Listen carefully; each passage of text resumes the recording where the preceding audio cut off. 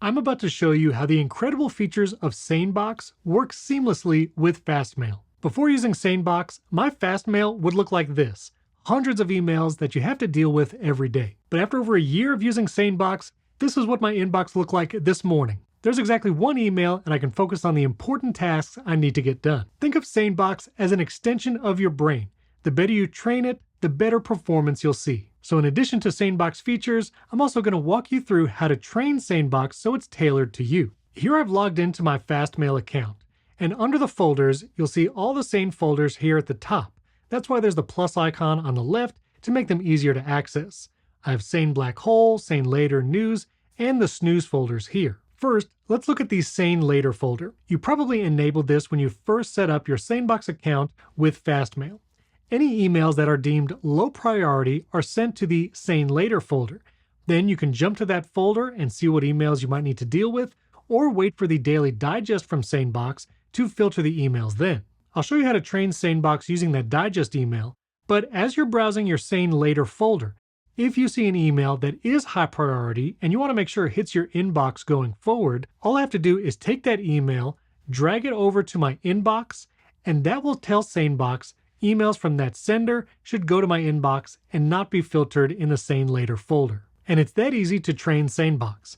You can also do this from your mobile device, your phone, or maybe your iPad, and even the built-in applications on your desktop. So if you have your Fastmail account in the desktop mail app on a Mac, you can go to that same SaneLater folder, and dragging an email to your inbox here will also train SaneBox. Another great feature of SaneBox is SaneBlackHole. SaneBlackHole is where you can send emails and senders that you never want to see again. Maybe it's spam or just a newsletter that you really don't want to receive anymore. Well, I can take an email, maybe it was in my inbox, maybe it was in the SaneLater folder, and just drag it into SaneBlackHole, and then SaneBox will do the rest. Future emails from these contacts will be stored here temporarily and then sent automatically to trash. If you made a mistake and you actually want the sender to be in your inbox, just drag that email back to your inbox. And if the email has already been sent to trash, don't worry, you can still go to your SaneBox account on the web and then go to the SaneBlackHole trainings page where you can whitelist that contact so they don't get sent to the SaneBlackHole anymore. Next, you can automatically schedule a daily, weekly, or on a schedule you prefer digest email that tells you how many emails are in your SaneLater folder, SaneNooreply, and you can help continue to train your SaneBox. So here's a digest email. And as you can see, it saved me from looking at 287 messages. And here in the digest email, it'll share how many things were trained, how many are in the SaneLater folder, and in the SaneNooreply. Now I can click Open Digest Now, and here you can see the trainings that happened recently, like when I moved that email from SaneLater to my inbox, you'll see that was trained right here. That sender will now be in my inbox rather than filtered away. Then I can scroll down and see all the emails that are in SaneLater. Then I can check multiple messages in this list. I can either mark them as read, send them to archive or trash, but you get really powerful tools when you click the three dots here, and now I can choose to move these emails to my inbox once. I can archive and trash them, or I can train SaneBox and say, put these emails from these senders in my inbox from now on. Or maybe I want to train them to the SaneNooreply folder, or send it to SaneBlackHole so I don't have to see emails from this sender ever again. And that's how easy it is to train SaneBox, especially using that digest email.